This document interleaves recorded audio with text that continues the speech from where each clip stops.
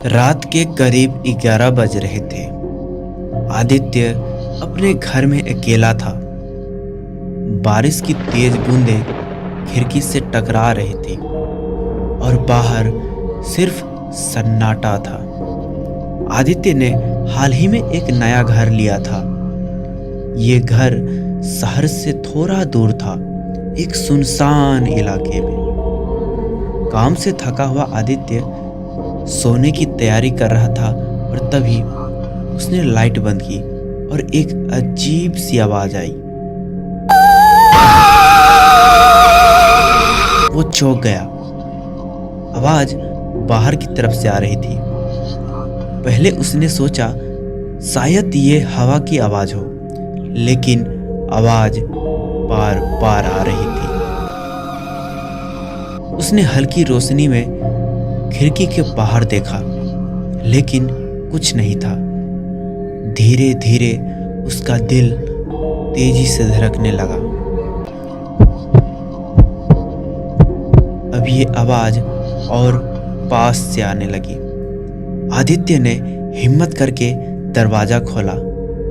बाहर कोई ना था, सिर्फ बारिश और अंधेरा के सिवा। दरवाजा बंद करते ही फिर वही आवाज आई और इस बार और तेज की आवाज आई। उसने ध्यान दिया कि आवाज छत की तरफ से आ रही थी। आदित्य धीरे धीरे सीढ़ी की तरफ बढ़ा। हर कदम के साथ उसका दिल और तेज धड़कने लगा। छत पर जाने का दरवाजा खुला हुआ था, हालांकि उसने उसे बंद किया था। अंदर घुसते ही उसे ठंडी हवा का झोंका सा महसूस हुआ। वह एक हल्का सा अंधेरा था। छत पर उसे कुछ अजीब सी चीजें दिखी। एक पुरानी टूटी हुई कुर्सी और उसके बगल में कुछ धूल से भरी पुरानी किताबें पड़ी थी। उसने देखा कि एक पुरानी लकड़ी की अलमारी हल्की हल्की हिल रही थी।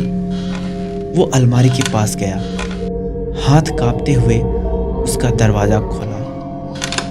जैसे ही उसने दरवाजा खोला, एक तेज ठंडी हवा ने उसे झकझोर दिया, लेकिन अंदर कुछ ना था सिवाय एक पुराने धूल भरे आईने के। आईना पर उसकी परछाई दिखाई दी, लेकिन कुछ तो अलग था। आईने में जो परछाई थी वो सिर्फ उसकी नहीं थी, उसके पीछे एक परछाई और थी। कोई और भी था जो बहुत करीब खड़ा था। आदित्य ने डर के मारे तुरंत आईने की तरफ देखा, लेकिन वहां कुछ नहीं था।